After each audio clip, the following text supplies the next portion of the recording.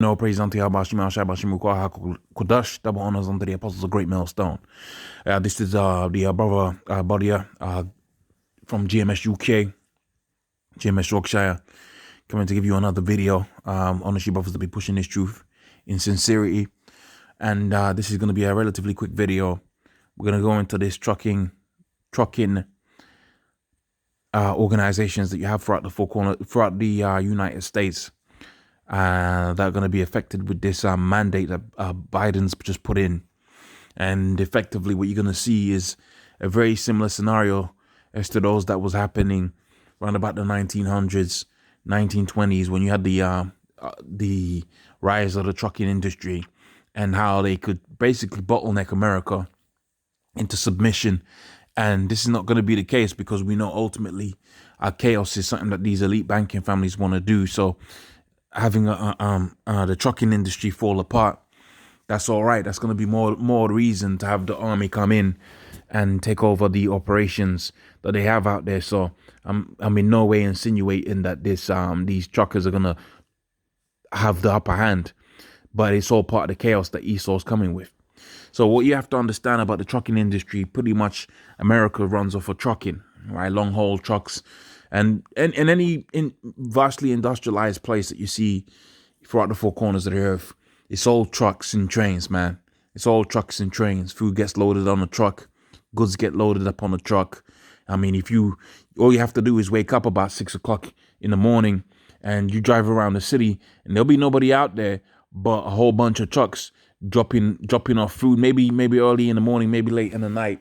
You see a whole bunch of trucks just moving goods from back and forth. So yeah, trains are good, but trains don't drop it right at the supermarket's doorstep. And that's what you see out here within America. That's what you see out here within England and throughout the four corners of the earth. And when you have some resistance from these truckers, it certainly has a very immediate and very bad, right, for lack of a better word, it has a very negative impact on your access to goods. And again, this all plays part into the system of the beast that Esau's trying to let unleash up on this place, man. You got to remember, this man is just trying to bring about chaos. He's trying to bring about order. That's why all of these legislation that getting put into office right now, it don't make no sense. Right? You get a handful of logistics majors. They'll sort this whole thing out overnight. This ain't about sorting it out, man. Think about how much degrees people get in logistics every year. A whole bunch of degrees that people get in logistics every year. This ain't about sorting out the problem. It's about creating the problem and sustaining the problem to the end that Revelations, the 13th chapter and the 16th verse is going to be fulfilled. ATA blasts Biden's max mandate. Trucking organizations blast Biden's vax mandate.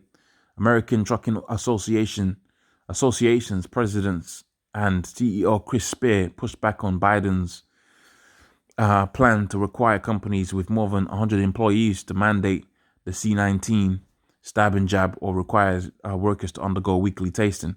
This